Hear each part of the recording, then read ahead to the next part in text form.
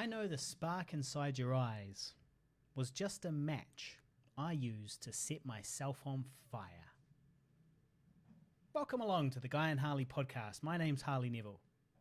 And I'm Guy Pigden. And who the hell was that? That, of course, was Bayside from Devotion and Desire. All my 2001 emos, they'll be popping off for me. They'll be loving that I'm repping that. Nick Zalati, no. Who was it? There was somebody that was... No, who was it? There was somebody that was happy about Catch-22. And I feel like that person that was happy about Catch-22, one of our Sifty 150 listeners, will also be happy about Bayside, Devotion and Desire. Early 2000s emo type stuff. Good shit. So viewers at home watching on the live stream might notice that we are in a brand new studio. It looks a lot like a kitchen. Guy's kitchen. It does look like there's a kitchen in the background, because there is. That's an elaborate green screen, actually. Yeah. That took a long time to make. Well, I guess you could. It is almost like we are cut out from that background somewhat. Yeah. So that is possible, but we've moved. Yeah. Pigville Productions head office. Again. But I feel like this one's going to last, right? This one, the last one lasted like 4 years, which is quite a long time. Yeah. The one before that lasted like 6. Yeah. That's not quite right. Probably it lasted 5 years. No, 4 years. So they probably both lasted 4 years. Yeah, well, most of the time we've been in Auckland, we have been living together. However, the reason why this one is different to those other situations was that we used to be flatting. Flatting's good. There's nothing wrong with flatting. But you do get to a certain age where you're like, I just don't want to scrub guys' shit off the toilet bowl anymore. I'm just done with that phase of my life. And so this is the perfect scenario because we've got one roof over our heads and yet it's 2 separate flats. One villa broken up into 2 separate flats. And I've got one side, you've got your side. It's exactly like we always dreamed. The mansion with the west wing and the east wing, and you're there with your wife and I'm there with my wife. And we've got the office in between. That's the only bit that's missing. We've just got not an office in between, per se. Well, also, we're not living in a mansion. Well, mansions are subjective. So to a starving, person on the streets or from a poorer nation, they might look at this and indeed view it as a mansion. That's true. Although the window was leaking today in my flatmate's room. It was raining and the water was just like dripping through a crack in the paint and pooling on the windowsill. Sounds about right. Yeah.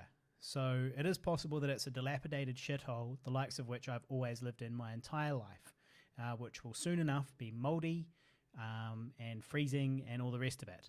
But, it's what I'm used to. Yeah, so what's happened here is we will be moving into a more proper studio space, which is a sleep out, and as a sleep out is actually a old garage that's been converted to a sleep out. And that old garage is where the studio will be.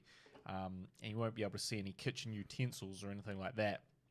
But that is currently got a lot of shit in it that needs to be moved out. There's also a damp problem with that studio that may be quite significant. Well, I've got a piece of intel for you, which is that somebody from the property management company is coming over on Tuesday to lay some sort of moisture block plastic underneath the house on my side, and so maybe they're the person to talk to about getting some of that that moisture blocking plastic under the thing as well somehow. Well, we actually had someone else from the property come and have a look at the water damage to confirm that it is indeed water damage. And is that what they said? They said, well, that are like, that was the thing. There's nothing else it could be. Well, because that was the thing. It is a shed. When we originally came in and looked at this sleep out, which is advertised as a third bedroom, which is the big issue here. This is the big point of contention. Yeah. Because it's not really, I mean, there was someone living in it. Yeah, but it's not. But it's not really good. It's not insulated. It's not good for living. It's not insulated. It's not insulated to the standard that a bedroom would be. and it's not it's not anything to the standard a bedroom would be. No. But now you've got this leak coming, or this damp wall, basically, which is damp, smelly wall, which is creating. So the problem is, because we want to use the studio both for our own, but we also want to potentially use it to hire out as well, and that's not a real good look. No. Well, the smell is a problem. They might not notice the wall, especially because you can probably cover it somehow. They won't notice the wall. They'll notice the they'll smell. Notice the smell. Yeah. And then see, this is the problem. Whenever someone's paying for something, and then that thing that they're paying for is not as to the optimal that they imagined, the question quickly becomes, well, what am I paying for? This moldy wet garage? Yeah. Am I paying for this talking moldy about wet this garage? is a studio. This is just a garage. But also, it's going to be really bad for your gear. You get like mold growing on the inside of your lenses and shit like that. Well, I won't be leaving most of my lenses in there. Yeah. I don't think. I won't. Yeah, I'll actually be keeping a lot of my camera equipment safe here because it does not bode well for sure. Yeah. So there's definitely a consideration there. But I still have high hopes for that studio. Feel like there's a lot you can do within it in that space, but the damp and mold is a problem. Yeah. It has been assessed and confirmed. At first they were like, No, that's not water damage. No, that's just from people moving stuff against the wall. The big carpet stain is from people moving things. Oh, this is built out of the latest hydrated bricks.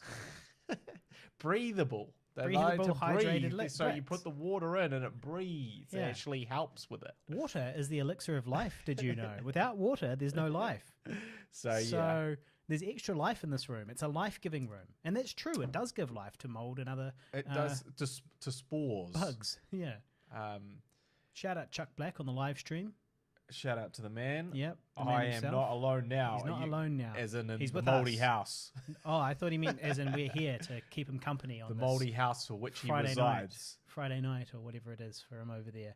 I always wonder the same thing about Chuck Black. Do you remember what it is? Yeah, how many chucks could a woodchuck fuck if a woodchuck could fuck chucks? No.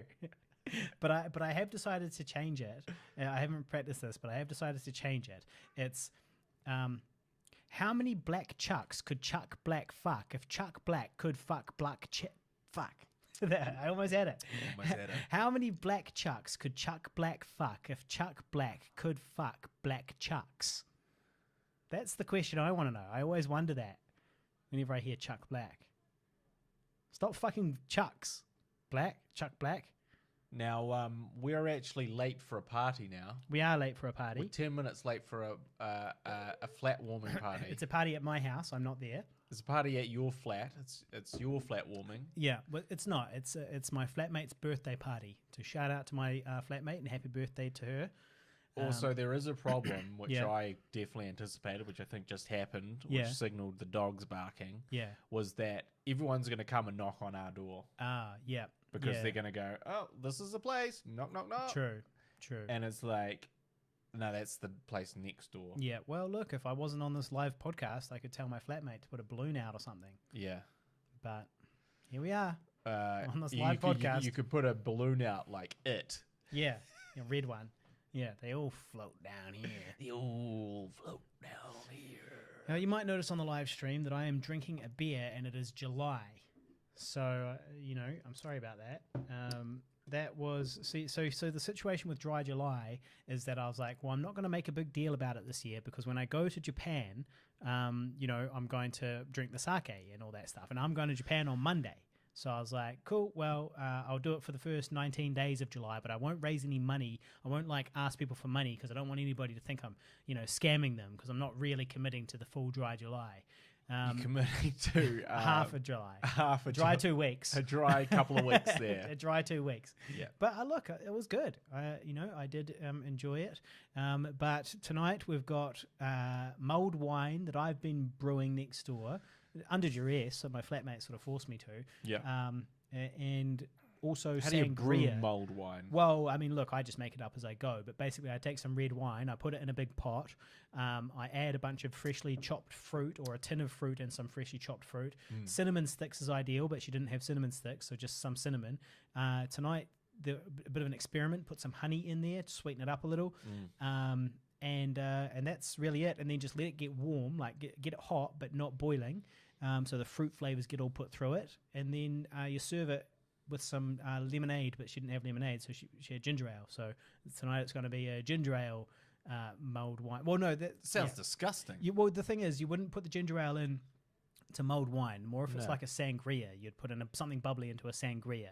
But the thing is that it's just super bitter and horrible because it's just cheap, shitty cask wine with some fruit chopped up and put in it. And you need to add some sugar. You got to have some sugar in there. Right. So so it'll be sort of topped up with ginger ale. It would have been better with lemonade, but whatever. She's got a mind of her own. So yeah, we will be heading over to that party. Yeah. It's always good when someone else throws a party. It is. Well, and then we just pretend it's ours. Yeah. Well, I am buying a golden ticket, by the way. That's where I donate $25 to Dry July, it raises money for people living with cancer. So basically, they make life easier for people living with cancer. And so it's things like support places for family to stay, facilities for them to live in, and so on. And so yeah, I'll be the ticket costs $25, so I'll be buying a golden ticket. So don't you worry, everybody. Now, technically, though, Harley, you're buying a golden ticket for today. But really, you should be buying... What about the rest of the month? I was going to say, you should be buying one for every day that you drink in Japan. Well, and on the plane. Yeah. Which you're definitely going to do. Well, if they're giving away those little bottles of booze... On the plane? On the plane, they do that on international flights sometimes. They give you those little bottles of like bourbon and stuff. I'll definitely be drinking those. But you don't need to do that. You can just ask. For little bottles of bourbon? For anything. Yeah. You just go, excuse me, stewardess, steward. Yeah. Steward of Gondor. Can I please have 6 May I bourbons? please have 2 beers? Yeah. Or may I have a bourbon and ginger ale? Well, you want to stay off the beers because you'll be up and down pissing all the bloody time. Just pain in the ass. You just want to go straight to the strong stuff and just do it intravenously, so it doesn't even go into your bladder. What you want is to drink enough that'll put you out like a light. Yeah. Like a light. I still have to take it easy tonight. I don't plan on drinking too much because I'm traveling to Tokyo on Monday and I don't want to feel like shit. And I've got a bunch of things to do tomorrow and on Monday morning. So I want to be... so when do you leave for Tokyo on Monday? 2 p.m. And so I'll need to be at the airport by 12 p.m. and be looking to my old buddy Guy for a ride. I did have a feeling that was coming. Yeah. Although I was like, well, he's probably going to be teaching at that time. Oh, wait, no, maybe not at the moment. Wellity. Because I can't take my own car because when I come back from Tokyo, I'm going to be going straight into isolation, not via my car. So if I take my car, it'll be trapped out at the airport, and that's not on. So you're leaving at 2. Yeah. Got to be there by 12. The plane flight is about 12 hours, is it? So I think the flight, because I have to go via Singapore, so I'm going to Singapore. Oh, so you're doing a stopover. Yeah. I didn't think you did a stopover to Japan. Well, apparently we do, because I've got to go to Singapore, so it takes like 10 hours to get to Singapore. Yeah. And then there's a 3-hour or so layover in Singapore. And of course, I've got to go through all the COVID bullshit in Singapore just to pass through the airport. And then after that, I fly to Tokyo, which is another 7 hours. Damn. So that now we're up around 20 hours right there. So that's 10 plus 7 plus 3. And then they say it's going to take 5 to 6 hours to get through immigration, and that you should bring some fucking scroggin. They literally said... Bring some scroggin? Well, they said to bring some snacks and fucking drinks. Oh. You know scroggin. You remember scroggin. Yeah, but I was thinking of scrog. What's scrog? Isn't that that apple cider drink that some people have? Oh, I've never heard of it. Called scrog. Oh, scrumpy. Oh, scrumpy. Scrumpy is way different. No. Scroggin. It's little bags of nuts for energy. Trail mix. Yeah, trail mix with chocolate and nuts and dried cranberries and stuff. Bring some fucking scroggin. Thanks a lot. Well, bring me a meal. No, seriously, they were like, yeah, you're going to be sitting around in the airport for 5 or 6 hours in Tokyo, so bring something to eat. Fucking after 20 hours of travel, it is. That's going to be 7 hours. Can you imagine how bad you're going to smell by that point? Oh, imagine it. Your balls Your balls. The whole plane will be unhappy. Yeah, so imagine that. And then on top of that, right, so you finally get you get through immigration, you get your bag, you get out of the airport. What happens? You're magically at the hotel? Nah, I'm going to be getting into a fucking shuttle van with everybody else from the plane, presumably, some sort of bus or shuttle, and then going to the driving through Tokyo traffic to get to the hotel, wherever the hotel is, which could be another hour or two away for all I know. Well, why would it be next to the airport? It's definitely not going to be a quick. They're in a state of emergency. Yeah. So I'm going to be like 30 hours. You're going to a country. Well, this is actually really interesting because you're going to a country where there's a state of emergency, but they're holding the Olympics. Yeah. And didn't just recently they say sort of like, yeah, there's going to be no crowds now. Yeah, no crowds. So full stop. There's zero fucking crowds. So what it used to be was that you could have crowds, but they had to be masked and distanced, right. and it was requested that they, when they approve of something, they don't cheer. No cheering at the Olympics. You've got to clap. Yeah. No cheering. You can't. Yeah. Because of the spread of particles. Exactly. So, but now they're saying no spectators at all. So, yeah, I'm going into the fucking lion's den. It's really interesting. I'm being bold and resolute. Because essentially you for the last, we've had some lockdowns, but essentially you have been in the place where COVID has affected your day-to-day life the least of any first world country, basically. Yeah. So you're coming from that environment where we're all like having a beer. Hey, we got a beer. We're sharing drinks. We're having a party. And then you're actually going to a place where A, COVID is a serious problem. Yeah. But B, they take this shit super fucking seriously, and it's a state of emergency. Yeah. Oh yeah. Which really just involves exactly what you're talking about, these really stringent protocols at like hotels and airports and Olympics. It's basically going to be more than a month of complete isolation by the sounds of it, because even in Japan, I'm not 100% isolated. Like, it's not quite like New Zealand isolation, but it is like I'm not allowed to go anywhere. I've got to go to sort of a specific dairy that's attached to the hotel if I want to buy something. I can't go anywhere. I got to wear my mask. I'm not allowed to sleep with any of the athletes. I can't get within 2 meters of any of the athletes, which is a damn shame, because there goes my dream of having sex with a transgender weightlifter. I was going to say, or an Olympian, at least. Well, she's an Olympian. A transgender weightlifting Olympian. So does this count? One of my ex-girlfriends, right? Representing New Zealand, by the way. This is going to be a big scandal. Didn't go to the Olympics, but would have. Yeah. Does that qualify me to say that I've slept with an Olympian? But she didn't make it to the Olympics, so I don't really think so. But she would have. She had the record for swimming. For relay swimming. Yeah. One of her records still stands today. Yeah. Yeah. So this is your ex-girlfriend, like 8 times removed. More like 12 times removed. She's happily married with a kid now. Yeah, her and her muscular build. She was pretty jacked. Yeah. I bet you felt safe in her arms. She could swaddle me like a little baby. She could reach around and swaddle me like a small child. Yeah. Oh, it's funny actually. If you're wondering what type of build that she had, if you look up Rhea Ripley, WWE, she's a professional wrestler who I find very attractive. She had that same, my ex-girlfriend 12 times removed, had the build of Rhea Ripley at a certain point. Maybe a little bit, maybe not quite as Jack, but pretty similar to that. Yeah. So yes, she did often swaddle me in her arms. Bend you up like a pretzel. Pick me up and like like an officer and a gentleman. And I was just... she's just carrying me down, took me away. It's wonderful. So she was the future Olympian that I slept with, but you're not even. You could have been a present Olympian. Yeah. If it wasn't for that damn COVID, to be honest, sure they would have been keen. I mean, athletes do tend to go for other athletes. Well, and that's where, why I'm going to break. Sometimes opposites attract. That's true. And polar opposites.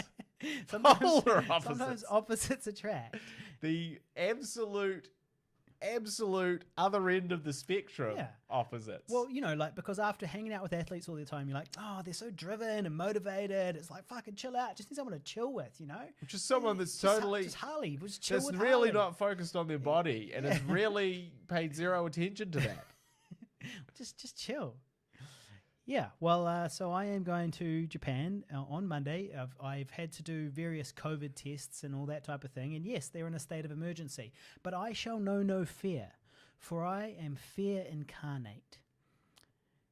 And also I'm vaccinated, and I'm going to stay away from and you're going to be wearing a mask, and there's a lot of mask. safety protocols involved that will keep you very, very safe. Well, here's hoping at least, and then there's the immune system as well.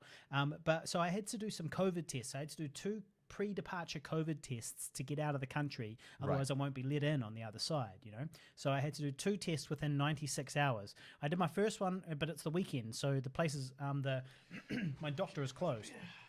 And so I went to my first one, and I did my test, and they stuck the thing right up my nose, and it was quite invasive and quite uncomfortable. And they swiggle it around and tickle it around in there. And anyway, she sent it away, and then it got sent back because she didn't put the lid on it properly. Good on her. I've got 96 hours, doctor. They say that like a sneeze is like 1/60th of an orgasm or whatever. Have you heard that?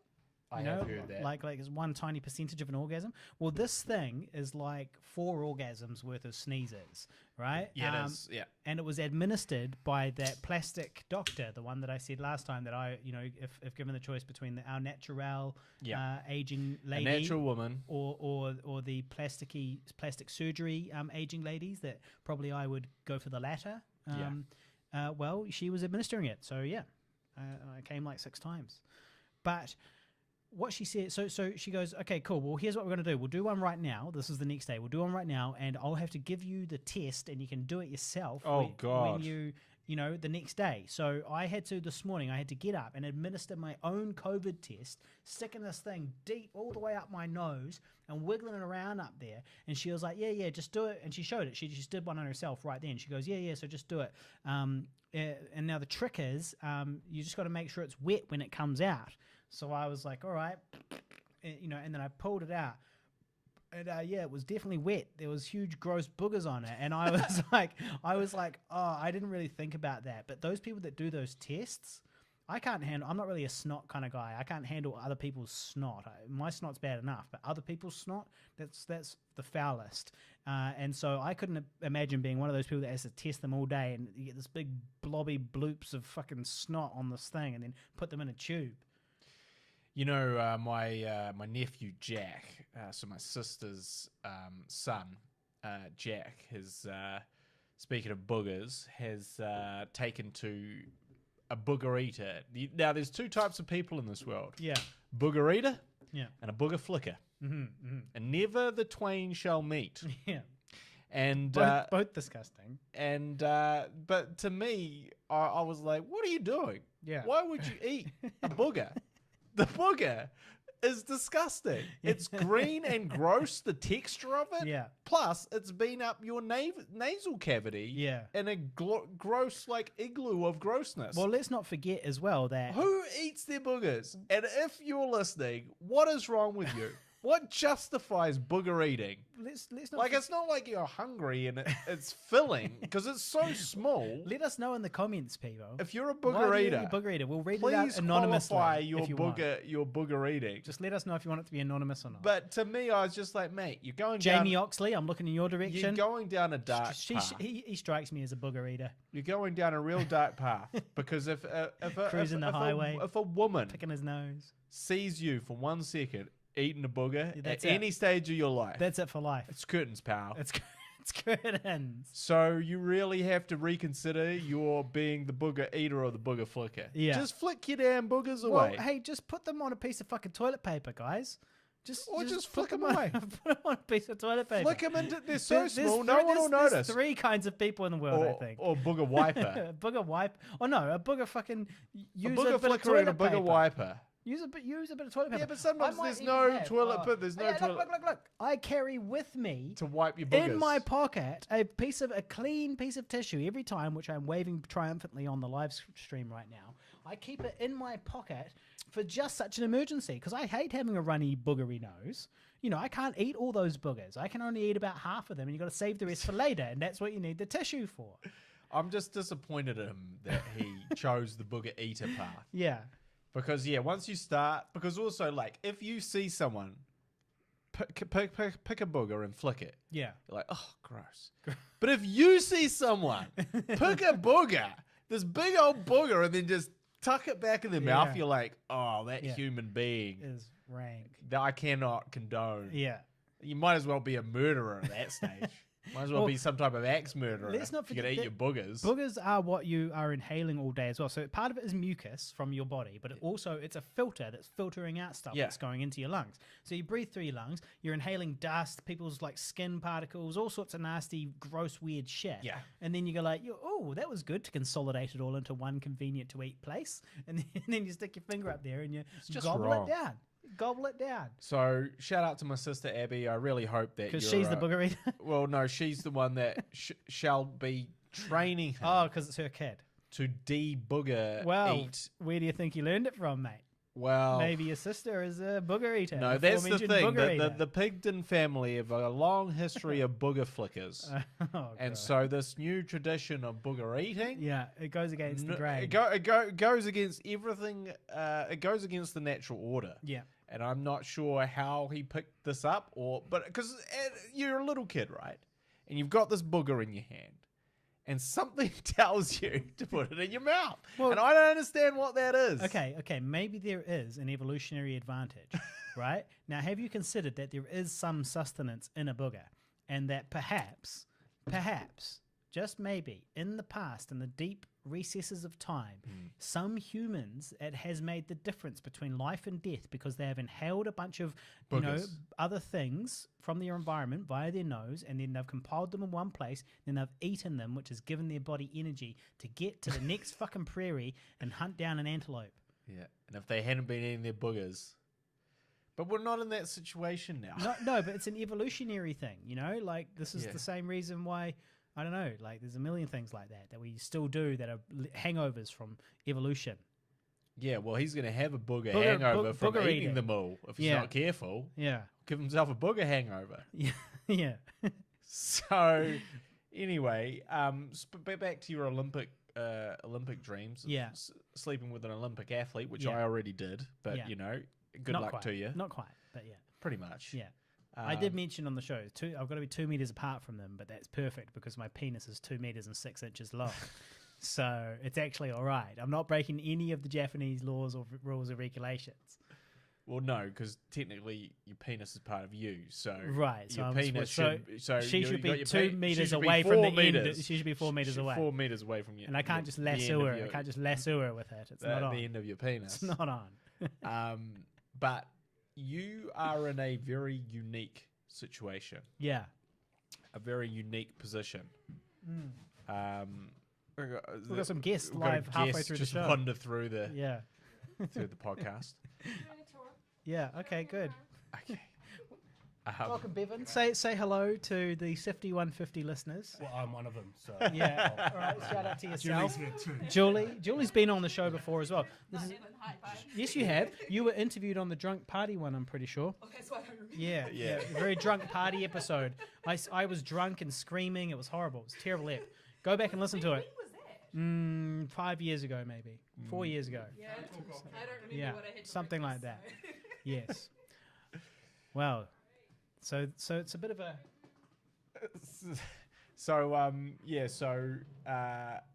Chuck Black says Scrog is screen of green, a style of growing weed. Yeah, so I guess it's some sort of screening for the growing of weed. It's like some sort of like to keep the bugs off or the light in or fucking light out. And or whatever Nocturnal the fuck. says, so this is the evolution of the Holocaust, booger eating. I'm assuming he's referring to. The evolution of the Holocaust. What? Well, you need to explain that one. At least we're going to put all the booger eaters into a camp. Well, I was going to say they all turn into zombies. Speaking of Booger eating zombies. speaking of the Holocaust, Yeah. I asked Netflix. You know, that Netflix has got this option, right? It just says play something. It's like, man, you can't think of anything that you're looking through. You can't find anything you You've want. exhausted. So you just hit play something. You've literally taxed all of the interest. You've spent Yeah. so much time on Netflix That I've clocked it. Yeah, there's nothing left for you that you can personally search for. No, I've clocked Netflix. I've clocked Pornhub. And now I have to hit the play something button. Yeah. And what Netflix does is it plays something based off your previous, taste. You know, so it does sort of has an educated guess as to what you might like. Do you know what Netflix played for me? Hitler related. Hitler's inner circle. Hitler's inner circle of evil. Yeah. It's about his I've seen various that pop up. henchmen. Yeah. His various henchmen. I put off watching it because it didn't look very good. Heisenberg. Heisenberg is from Breaking Bad. Yeah, and but didn't Hindenburg. Heisenberg, didn't he name himself after No, some sort of author, wasn't it? I thought he named himself after some type No. of. So there's a war hero, which is Hindenburg, a World War One war hero called Hindenburg, who then went on to be one of the rulers of Germany, and he helped Hitler get into power by being part of the party or associated with the party at some point, like giving it some sort of legitimacy. And so they had him come and wave and kind of, they're like, oh, well, there's war heroes with them. Same with Hermann Goering. He was war heroes that were like there for like to keep people, to make people feel like it's a legitimate movement. Right. Yeah. So not sure why we're talking about him, but Well- he was involved in it, I guess. No, well, you got recommended that on Netflix. Yeah. He was involved with it. He was part of Hitler's inner circle of evil, I guess, technically. So anyway, back to the Olympics for just 1 second. Yeah. So this is the thought that I had when I was percolating all of this in my mind, thinking about your journey, where you'll be away for 34 days. Yeah. Hope you're being well compensated. Yep. Pretty good. Do you want to disclose that information on the... I don't really mind. Yeah, why not? I'm getting $13,000 to go away for 34 days. That's decent money. It's not bad. And when you consider that, like, I'm it was meant to be a 2-week job. I was going to It say. was meant to be a 2-week job. And I'm now it turned into a assuming 1-month job. They upped that because it became a month. So I get $250 a day to sit in isolation. That's good shit. That's good shit. So I'm going to sit in isolation for 14 days, all expenses paid. My Japanese hotel comes with breakfast, and I'm pretty sure they're also providing other meals. And then I'm going to be in isolation where they have to provide 3 meals a day, and they're giving me $250 a day to sit there on my fucking fat culo and just do whatever. What I'm going to be doing is a bunch of admin and prep for the festival I work for, and also I'm producing a short film, which I don't know if we really talked about on the show or not, but somebody asked me. We did talk about yeah, it. no, so I didn't. At the time, I hadn't agreed to do No. it. Well, now I've agreed to do it. Yeah, well, of course you did.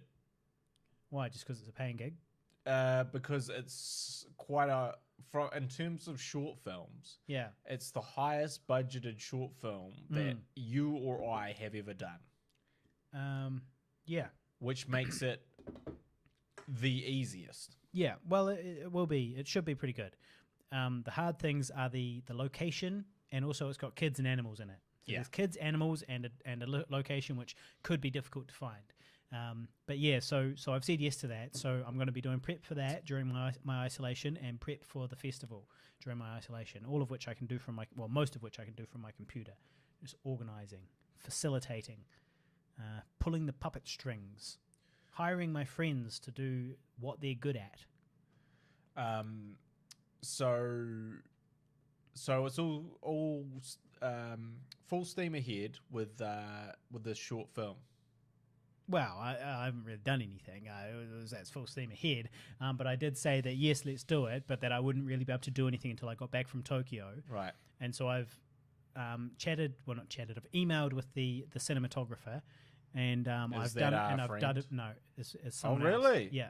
What's happened here? He's just not Betrayal. he's just not the man for the job. Now, what it is this director has his own cinematographer that he wants to Ooh. work with, but that's fine for me. That's one less thing for me to worry about. I don't have to find somebody, you know.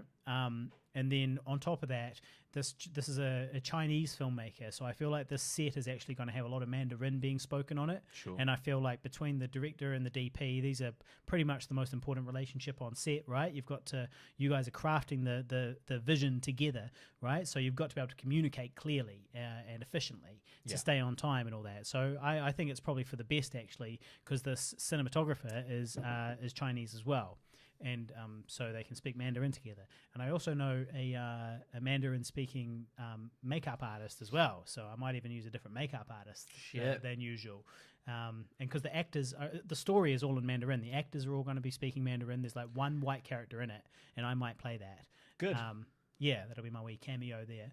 And so it sort of maybe makes sense to make like a sort of a wee Chinese kind of crew for this one. So that for communication reasons, you know. Yeah. So yeah, we'll see how that goes. But yeah, that's the way it is in New Zealand. This is the future that we're building towards, which is that I have learnt some Mandarin, and now I'm compiling teams of Mandarin filmmakers, Mandarin speaking filmmakers, so that I can infiltrate the ever growing Chinese market. China. And be my get in with my Chinese overlords. Of which I'm very excited to be subordinate to. Well, look, there's a lot of money in the film industry within China. Yeah, exactly. So if I can be like associating with Chinese filmmakers, creating Chinese films, and then also speaking Chinese in an ad, which I've already done, that's going to be good for me becoming an actor in some Chinese, ads and so on. I would go as far as to suggest that I'm a traitorous communist is the biggest opportunity within the filmmaking industry that you've had to occupy a niche that will bring you great wealth. Yeah, well, you might be right. Unless, of course, Pigville Productions. I feel like we've got a lot of potential. That's where I'm putting all my eggs in that basket. I'd go with the Chinese. Yeah, maybe, but like I reckon it's like what we do is we get a whole bunch of content and it's all earning us money, and then that ad revenue all just ticks over. The live stream ad revenue, the YouTube ad revenue, the movie ad revenue, and other sales revenue, merchandising, affiliate sales, and a wee bit of stock and a wee bit of like crypto. And away you fucking go. Well, we did just receive our ad revenue for the next quarter. Yeah, for the film. And it was notably less than last time. Sufficeth to say, it was not good.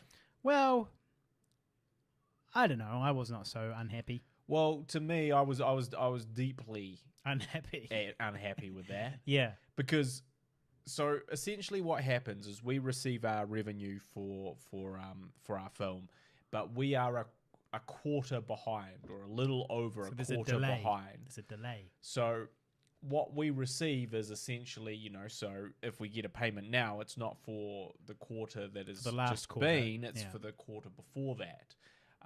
Now, so it can actually be very hard to understand based off that, well, the things that we've chosen to do to promote the film or to spend money on the film or all of that stuff, whether it's had any impact. Well, yeah, like for example, getting paying a bunch of money to get subtitles in a bunch of different regions. I guess we might have maybe not really made our money back. Well, we definitely, but that would really be the next quarter would see that. Ah, okay, good. So there's still time. There's still time, but the thing that was concerning to me was essentially we had like a sort of a small amount of income for half a quarter or a quarter of a quarter.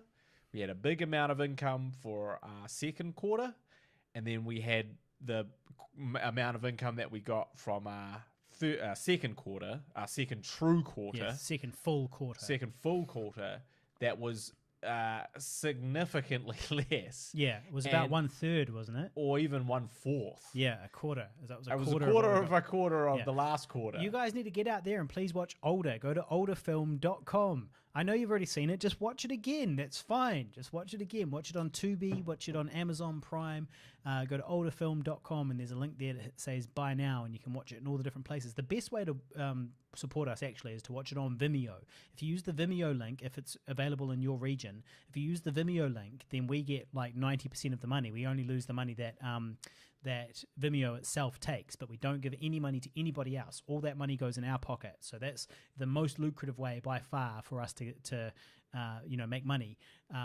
But if we want to get like rich and be like millionaires, then Amazon is the place, Amazon and Tubi and stuff, because if we can reach a certain tipping point on these websites, then we're going to make more money than we would make on Vimeo, because it's more readily accessible and there's a wider audience. So, but in terms of like short term, the snowball effect, that's what we really need. Yeah, but good snowballing. But what is interesting? So there's a couple of interesting things that came out of that thing. One, we made much less. Yeah. Right. So why? Well, it seems to me that in that first full quarter, we tipped the algorithm. Yeah. So the algorithm was featuring us and recommending us. And somewhere in that second quarter, the algorithm was like, nah. Done with these dudes. And what to me is strange about that is I would say that the second quarter had a lot more of algorithm tipping things happening in it. Yeah, but you got to remember that Older was new, and being new in itself was a And the huge pandemic. algorithm tipper. Plus, And just the pandemic. a lot more people were legitimately interested. A lot of our friends would have been looking at, our listeners would have been Yeah. looking, whereas everybody's seen it now. Jamie Oxley's like, look, guys, I've seen it 4 times, Can mate. you stop talking about Can you it? stop talking about it? I Poor old get- Nick Zalati and Jason P. Diddy Combs is like, They're guys, like, we've fucking seen we it. did a review of it. We've done it. We've reviewed it. So, but I Move guess on. what is interesting is like, okay, so, did we spike the algorithm and then fall off the algorithm?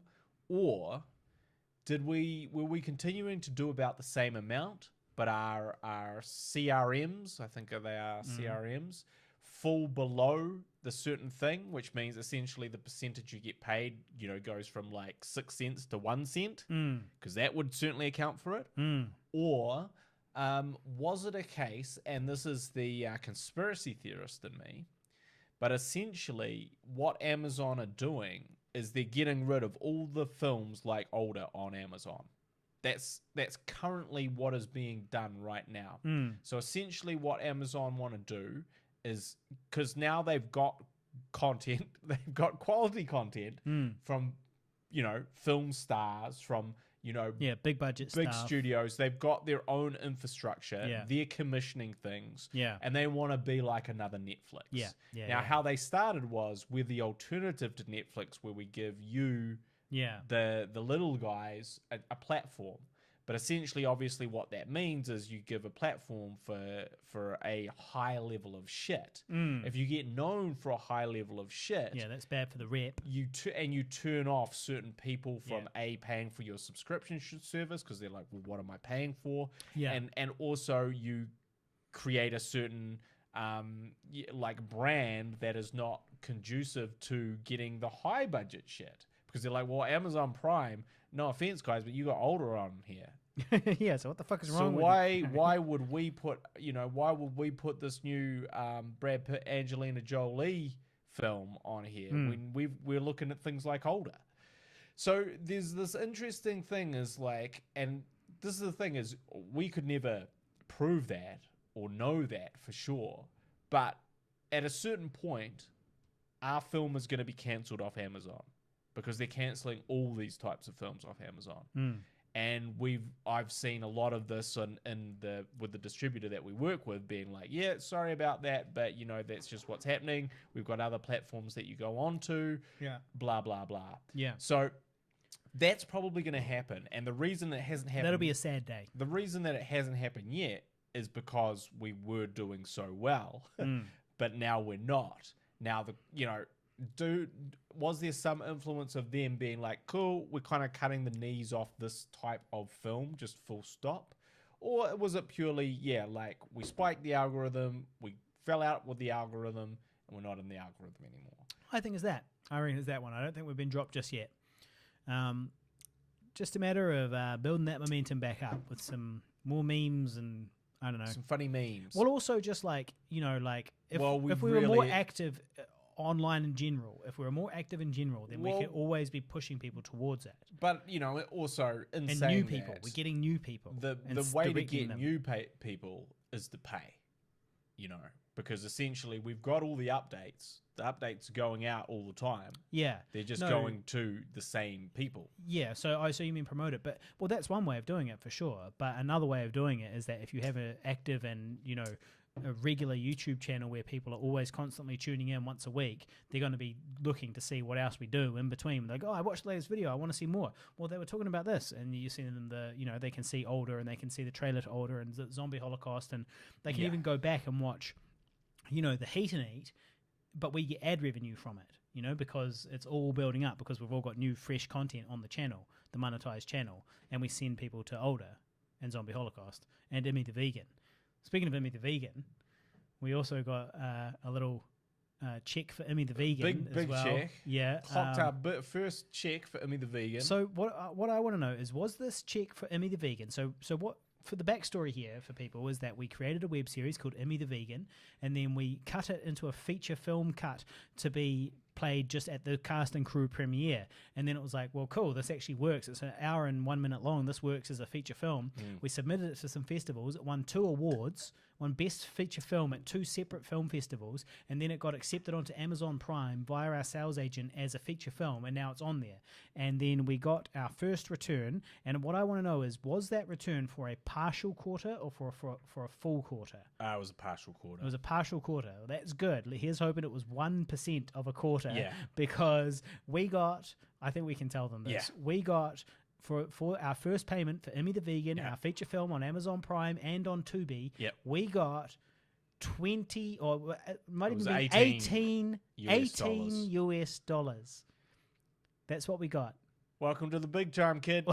18 US bucks for all that work. I think the problem is the V word. I reckon that's what it all comes down to. I think the show is good.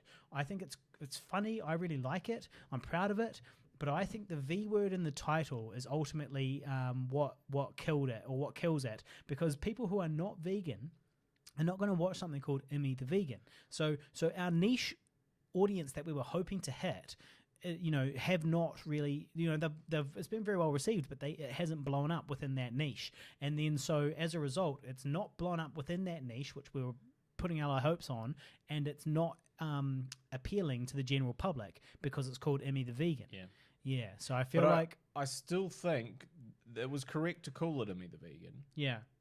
I think the issue is we have to find a way to connect to that niche. Yeah. And that's Well, what we haven't found or been able to do. What we could have done, though, is both. Like if we find that niche and we have a broad appeal. Yeah, we Like, still need the V word in it, though. I don't know. Well, I mean, I don't think so, because it didn't work, basically. Well, it only didn't work because we didn't connect. Yeah. So But we did try, like we had vegan influencers sharing our stuff. We got the best feature film at a vegan film festival and the audience favorite at a vegan film festival. They were into it, but maybe we just overestimated the sway that the vegans have. No, because, you point to that vegan doc about athletes, for example, as one of the major successes. That's the audience. Yeah. But they don't know. On the live stream right now, I'm holding up the Franklin Film Festival Best Film Trophy For Immi the Vegan. for Immi the Vegan. It doesn't actually say Immi the Vegan. No, but it does say Was it? F 2019 Best Film. Oh, wait. Franklin So Film Festival. that's actually for something else, I'm pretty sure. No, Franklin Film Festival was the one where we won Best Feature Film for Immi the Vegan. Yeah, but we also won that for something else as well. Yeah, best The year before, I think. Oh, you're this is from the referring- previous year. Yeah, so we got so many awards. So we many can't awards. keep All a these track of fucking them. awards. Can't keep track of Yeah. them, particularly from the Franklin Film Festival. So the actual award, I believe. So this one was for No Caller ID, was it? I think. Or actually, I think it was for Harrow. Yeah. It was for Harrow. It was for Harrow. yeah. Both times. So the first time we were like, well, actually no, we didn't enter No Caller ID into that festival. But ideally, of our horror projects, you would think No Caller ID would get it, over Asylum, and of our feature film projects, you would think that Older would get it over Immi the Vegan. But Immi the Vegan beat out Older at the Franklin Film Festival. Yeah, so this is the one for... so I'm holding up on the live stream now. This is the one for the for Immi the Vegan. So they've changed it. Mm-hmm. They have... I feel like they could do a better job with the engraving here. There's no engraving. It's written on with a felt with pen. a vivid. But these antlers are cool. So anyway, $18, not promising, and also the money we receive from Older, not promising. It would be interesting to see what happens next quarter. But the thing that I did think was very interesting is the money that we've received not from Amazon but from Tubi has actually been pretty consistent for the 3 quarters. So it's essentially been performing the same. We also received an extra $400 or $300 and something from the Roku channel. So we're now on the Roku channel. Oh, nice. We weren't I need on, to add that to my link tree. I need to add that to my link tree. We weren't on that. I don't actually, I don't know if you will be able to because it's an app. Ah, okay. Right? Roku that you have to download. So that was... but basically we've fallen out of favor with Amazon, but stayed pretty consistent everywhere else. And I just think that's kind of interesting. Yeah. I think it's just because it was new. So Amazon gave it a good chance while it was new. And then now it's old news. And now that's our background hum. So what we're at now is our natural background hum. And that's not bad if you ask me. Oh, if it stays that, but if it keeps dropping at the same at the rate, drops. exactly. So if we get a quarter of that quarter, we're really in trouble. Yeah. We're really in trouble. But I will say that technically speaking, probably with this payment, we have now made back the initial production budget of the film from this last quarter. Yeah. So those 3 quarters combined, we have. That's a bit of a milestone. Yeah, which is actually a very significant. That was my first. We didn't do that with Zombie Holocaust. We have not done that with Zombie Holocaust. Although it wasn't our money that we put in. Well, it was actually. We put in thousands of dollars of our own money into the post-production and the pickups and all the rest of it. So actually, we have not made the amount of money back from Zombie Holocaust. Yeah. Individually. I certainly haven't. No, and in fact, I actually got a message from our sales agent of I Survived a Zombie Holocaust announcing some new places that it's available. That it was available. Curiously, nothing had ever been done with it for the last 5 years. Yeah. But now that we're approaching the they're end give of it the back. life cycle, Yeah. and they are meant to quote, they have to give unquote, it back next week. It's almost like they're planning not to give it back by tying it up in all these shitty deals. No, I don't imagine it's that. I imagine what they're doing is they're like, shit, so this one runs out in 6 months or 8 months or whenever it runs out. Yeah. So now we can just put it out on all of the shittest platforms that we were holding off on putting it on. Yep. So we'll just smash it out on all of those under our name and like get all those sales deals done, and then...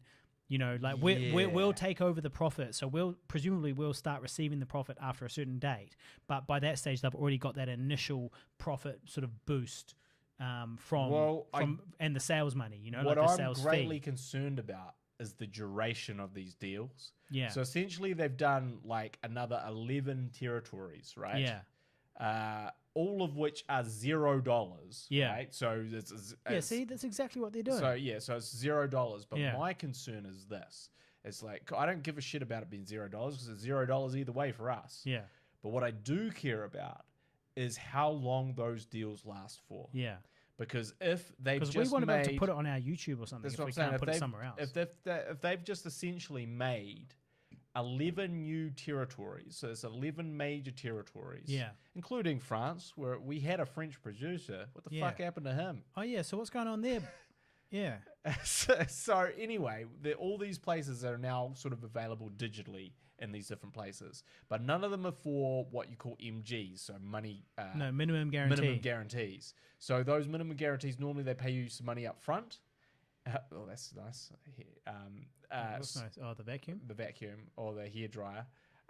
So anyway, essentially they normally get some money up front, and then maybe you get some money off the commission of the sales. All of these deals are no money up front. So they're all commission-based sales. But there's no like description of like, okay, well, what percentage of that is? Like, you know, what is it? Okay, is it 80%? Is it 10% of your sales? What actually fucking comes back to you? And then in turn, what fucking comes back to us? Yeah.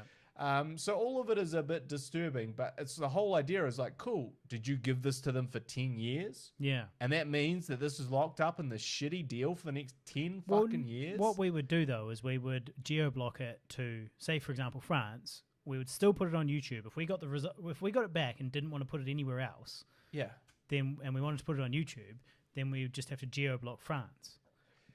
I'm just concerned that these deals actually mean that essentially we've imagined in our heads that we get it back, after being ripped off for And then the, it's like we for can't the unlock it. entire duration of, Yeah. of the film, we've been ripped off horribly, and it's devastating. Yeah. And this is the thing is like, literally when I read these emails, I fly into like a mini rage Yeah. where I just want to kind of abuse and not abuse. I want to be destroy something beautiful. I not beautiful. I want to point out something insidious. That's what I want to do. And so I want to say, look, let's just cut all this bullshit. Let's just fucking cut the bullshit.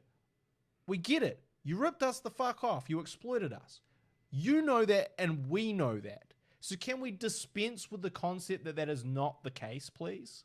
And can we talk as gentlemen, as if we are both of that understanding, rather than, oh, well, we're looking at other territories. We've got some great opportunities coming up. Who gives a fuck? We're giving all the money to you, you know? And again, like, so for instance, something that wound me the fuck up when I saw the sales report was there was $25 for a sort of an additional expense. And I was like, hang on a fucking tick. We have spent, or we have given, or we have allocated over $50,000 for that sort of thing. And you're telling me you've spent all that. You've spent all that money, and this $25 is now has to be charged. And to did us. it say what it's for, the 25? Uh, Because it's probably like some bullshit. Like they go like, oh, we need to. Yeah, we it was need to go basi- to send somebody to the Cannes Yeah. Film Festival, and he had a coffee while he was there. It was basically like an admin fee. Yeah. But this admin fee is like, oh, no. You've got a shit ton of money that you're counting against us for that. So how the flying fuck do you justify this being on this expenses sheet? And that was the one that really, like, all the other thing I was very concerned about, but that one just sent me over the edge, spiraling. You were living on the edge. Gotta slow my roll. Anything and everything goes. I'll be fine with you by my side. Yeah, so I was just sort of incredibly infuriated by this email. I haven't yet replied to it, but I must calm myself before I do. But everything about it pisses me off. Yeah. Every single thing in that email pisses me off. to Pisses some me degree. off. Okay. Yeah, you're pissed off. Now, That's right. Yeah. He's pissed off. We've got a party to go to. Yeah. We do need to wrap this up a little bit. But I will also say, back to the Olympics thing, Yeah. if you don't document every single moment of this trip, you're a fucking idiot. Yeah, why? Do you think it's just YouTube gold? Like, because I'm it's because this is the thing. It's like everything about this it's historic. is unique. Yep, it's unique and historic. I'm going to tell my grandkids, I was there, kids, at the 2021 COVID Olympics in Tokyo. Where I safely set about doing absolutely nothing. I had sex with all of the athletes with my 2-meter penis. So what is interesting is that what people like on YouTube, or one of the things they like on YouTube, is a unique perspective. Yeah. Now, there's no uniquer perspective than I went to Tokyo in a state of emergency pandemic to document the Olympics. Well, especially you drop New Zealand. Thumbnail. Drop New Zealand in there too, because you go like, I went to the Tokyo Olympics from the safest place in the world to a state of emergency. Yeah. So New Zealand, a New Zealander in Tokyo. I do have to be aware. I don't think I've signed any non-disclosure agreements, but I very much have to assume that built into my contract is some non-disclosure stuff. So I would have to be careful about mentioning much. But I'm sure I could say that I'm there working on the Olympics, I guess. Yeah, and also... Well, even the Olympics is like a brand name. You know, like you're not actually supposed to say... You can't just use Olympics for anything. You have to apply for approval. So, for example, I'll give you a great example. You can have things like the egg racing Olympics, right? And you apply to the Olympics. You go, hey, guys, we want to have the egg racing Olympics. So can we use that name, Olympics? And they'll go, sure, go for it. Go for it. But when the homosexuals decided to have the gay Olympics, they applied and they got rejected. The Olympics said, no, we can have egg racing Olympics, we can have fucking dick swinging Olympics, we can have whatever kind of Olympics, but we cannot have the gay Olympics because we are a homophobic organization at that time, I guess. And so that got turned down. And then to this day, they are not called the gay Olympics, they're called the gay games. Trivia. Well, LGBTQ history. I think my point is that... essentially, you have... So I can't say Olympics is my point. You have... Well, you can. I can't say Olympics. You can definitely say Olympics because... No, but I might get in trouble with my employer because here's the thing. If I get in with this employer, right? This is my first time working for them. If I do a good job and I don't rock the boat and I don't make any YouTube videos called "Why the Olympics Suck" and why I'm stuck here, you know what I mean? My experience of my neutral, bland experience of the Olympics. And so if I get in with them though, then I might be able to get in to like the Paralympics, the Winter Olympics, the next Olympics, which might be in LA maybe, or the next one. It would be a shame if the next Olympics in LA and that's what I get because like you've been to LA. I've been to LA several times, and also LA in the post-COVID world is more of a dystopian hellscape than sort of the traditional glitz and glamour. And then the other thing I was going to say about that was the last one was Rio. The last one was fucking Rio. I would love. Do you have any idea how much fun I would have in Brazil? I would have a lot of fun in Brazil. I would go to LA instead, if I'm lucky. All I'm saying is you should be recording all of that because that is a unique experience and a unique perspective that we, as Joe fucking blogs, is never going to have. No, well, you're absolutely correct. And you won't be doing that. Richard Lambeth said the same thing. But he said I should do a blog. He's like, you should do a blog documenting your, not a vlog, but a blog. Well, Richard, I hate to break it to you, mate, but... It's not 1999. No, it's not 1999. No one gives a fuck about blogs. Hey, Harley, nobody cares about your blog, dickhead. Nobody gives a shit. No, but writing is maybe a stronger point of mine. Right. But yeah, like so. Richard did say I should document it though. He was right that I should He was saying the same as you, that it should be documented because it is unique, and I agree. I absolutely agree. The problem is I just haven't really. I've been so busy moving house, finding a flatmate, getting ready, doing COVID tests, doing all this type of shit, plus trying to make a living all at the same time. And I just haven't really set anything up or done any prep in any way whatsoever. Don't need to be filming. Well, I could have my cell phone. That's all I'd use. Yeah, but what about editing? Well, that's your problem, mate. Yeah, well, exactly. And I haven't done any prep for it. So, for example, I don't need to do any prep for it. What editing program would I would need to install an editing program onto my laptop, right? Which I don't currently have. So I would need to buy Adobe Premiere Pro, which is the one I know how to use, or Final Cut 7, or whatever Final Cut. I could figure out Final Cut, obviously. But I would need to buy or acquire somehow within the next 24 hours before I leave or so, this Adobe Premiere Pro or Final Cut, which so that's kind of the prep I'm talking about, which hasn't been done. So the two things to that is, A, it doesn't actually matter when you edit it. Yeah. Well, I mean, you do want to strike when it's hot, though, as in, like, nobody's going to be looking up the Olympics 2 months after the Olympics have finished. If I'm doing live updates once a week. Yeah, sure. I'm hey, but to be honest, check out this. Like, gymnast. That's true that you may have more interest right now. Well, way more. But actually, you'll still have a huge amount of interest at any time. Yeah. Well, so I'll send them to you, mate. I wouldn't worry. And I'm going to pay you to edit them. I wouldn't worry about that. What would you edit my vlogs for? Oh, mate. What's We the just fee? had this discussion about editing. Yeah. And I just said to you, I was like, mate, I don't want to edit anything. 'Cause So I'm you'd not- have to give me the big bucks. I might have a job lined up that involves me orchestrating the shooting and editing Yeah. of 3 workshops, and it needs to be shot by 2 camera operators and then edited, and it's 15 videos, so 5 per workshop. So I need an editor, or I need to edit myself, and so yeah. if there's any editors out there that want to pick up some paid work editing a 5-minute video about a workshop, which I'll shoot, then slide into my DMs. I said quote big for that. Nocturnal NZ. Well, he's already doing a job for me, so let's hope he doesn't get too distracted by your jobs. Yeah. Well, no, this won't be until late Okay, August, that's early fine. September. It'll be late. The edit will be in late September. So Nocturnal NZ, if you're looking for some editing work, mate, let me know. Yeah. Sam Spooner, as well. He does a bit of editing. If he's keen, there you go. Nocturnal NZ's keen. I'll DM you, dog, Yeah. because we might have a budget to shoot and edit these little things. And he's done some very good work for me. So Yeah. He's just actually finished some graphics work for Glimpses. Nice. And now he's working on a trailer for it. Yeah. The man. So yeah, very happy there. But I will say you absolutely need to record it.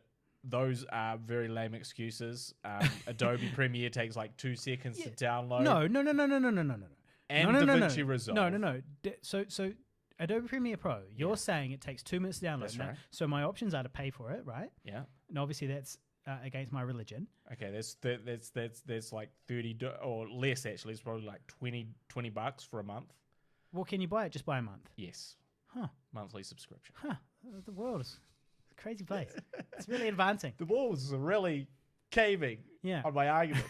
No, but then what? So you can download it and install it, and then you can use it for a month. Yeah. And then if you feel like you pay for it again, Yeah, you pay for it again. Yeah. But what, do they make you go, well, you got to sign up for a year? Because I always buy things by the year. no. So you can get it cheaper if you sign Yeah. up for a year. Yeah. But you don't have to do that. Well, that's against my religion. Okay, I well, have to have all it the right, cheapest way. motherfucker. So if that's against religion, then So I have to buy it for a year. Then download the free version of DaVinci Resolve Yeah. from the DaVinci Resolve website, which is pretty much exactly like Final Cut. Yeah. And it's free! All right? It's fucking free. Yeah. You're no barriers. Yeah. You just download it onto your laptop. Okay, but don't yell about it. Well, what do you mean yell about it? You're like, I can't do this. I've got no time. Guy. What if I asked you about some World War II stuff, and you didn't know about it, and you didn't know about it? Do you think I would yell at you to explain it, or do you think I'd just explain it like a gentleman and a friend? You see. So I'm just saying the lack this of is research. this is why you've got to. This is what when you're teaching a person, you go. All right. So Harley, actually, I know what would be good for you, mate. I actually know what would work perfectly for you. DaVinci Resolve. It's actually it's free. free, If yeah. you had told me that, I'd be like, oh, it's free. You reckon? Oh, okay. Well, I didn't know it's free. It doesn't sound very free. DaVinci. I mean, he's a pretty fancy dude, right? So maybe Leonardo da Vinci. He's Yeah. a talented guy. I bet he'd charge a lot. I bet for he'd his charge a software. lot. Exactly.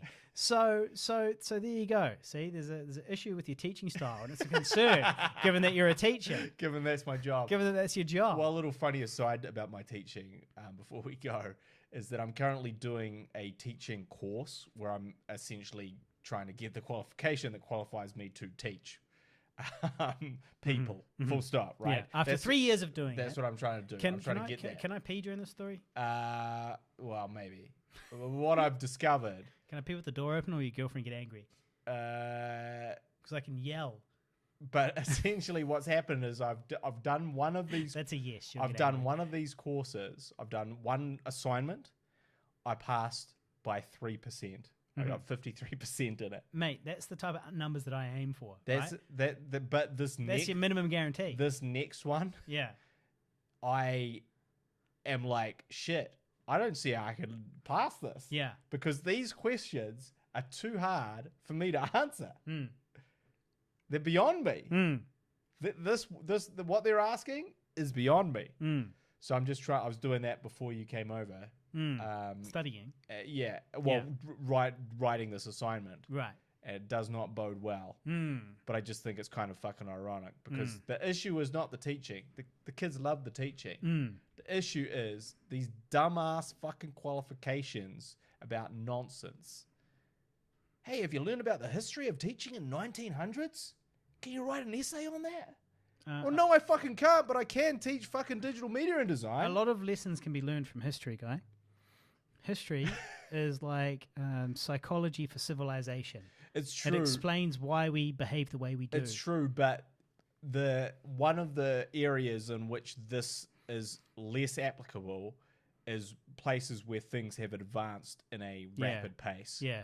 And this is definitely one of those cases Yeah. because I ain't teaching you about the Lord. Yeah. There's no Bible thumping in my class. No.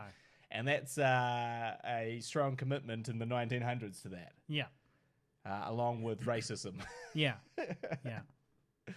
All right. Well, I'm going to piss my pants if we don't. We'll wrap it up then. Yeah, we'd either got to wrap it up or let me go pee. No, we'll wrap it up. All right. Well, we do have a party to attend. And I'm hungry. Right. Well, there is a few snacks over there, so we better get over there. But this To a is Pigville classic. the Pigville Productions head office. Will be by the snack table. Yeah. So this is the last episode before I go, but we're going to do some episodes while I'm in Japan and while I'm in isolation. So don't you worry about that, people. We'll be doing regular updates. And there you go. That's our updates for the Olympic coverage. Do it via the podcast. This podcast will go viral. A New Zealander at the Olympics. Yeah, you need the visuals, mate. Yeah. Well, obviously I'll shoot some stuff. I'm literally talking like every minute of the day. Well, Nocturnal NZ. I can pay Nocturnal NZ to edit my Olympics videos, or somebody out there. Every minute of the day. Because I can shoot a bunch of things, and I'm pretty keen, and I'm sure I'll have time. You're traveling there, the airport. You're in the queue. Yeah. The COVID up the nose. Oh well, on the mask. I've got a spare test as well, so I could even like do some inserts.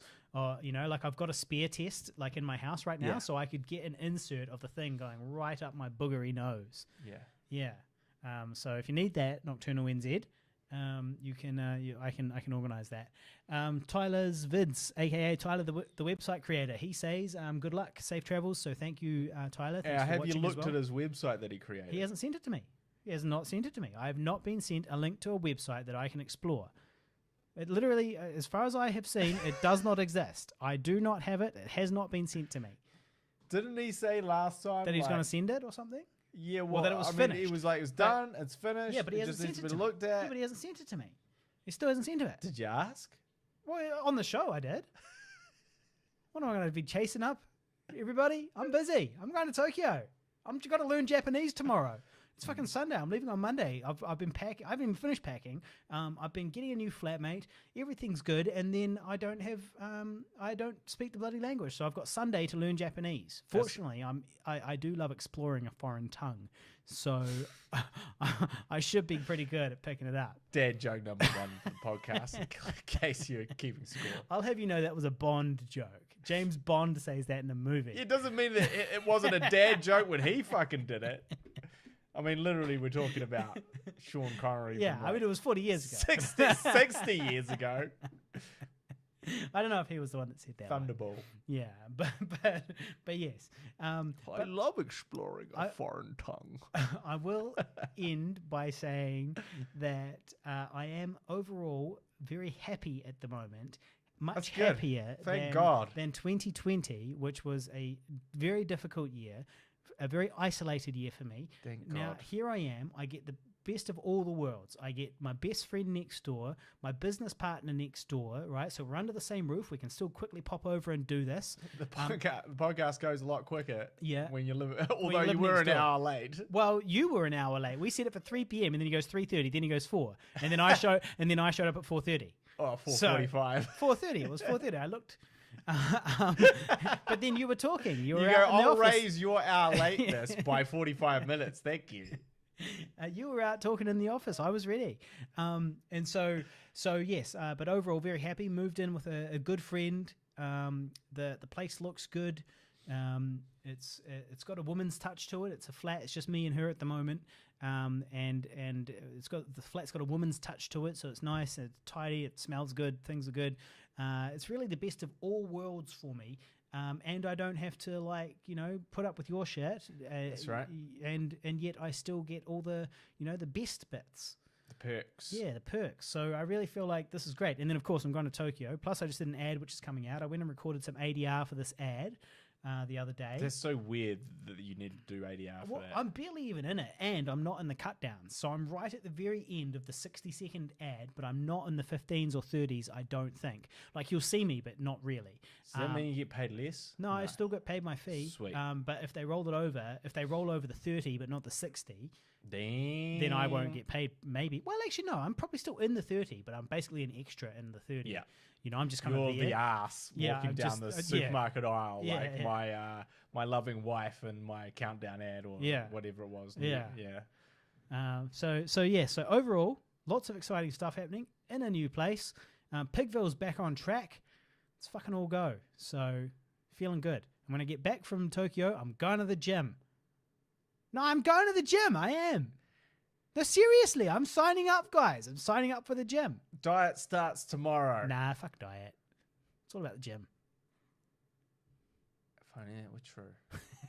It's true for me. All right, I got to go. I'm going to piss on your seat. So we will catch you from Tokyo. Pigville Productions. Go look us up. Go find Older. Go to olderfilm.com. Watch our latest movie. I Survived a Zombie Holocaust is on some new platforms. Go check that out somewhere. Also, patreon.com/Pigville, facebook.com/Guy and Harley, or youtube.com/Pigville and the number 2. They're all there. Go and check out our stuff and hit like and hit thumbs up and review this and watch Immi the Vegan. And we'll see you soon live from Tokyo. See you later.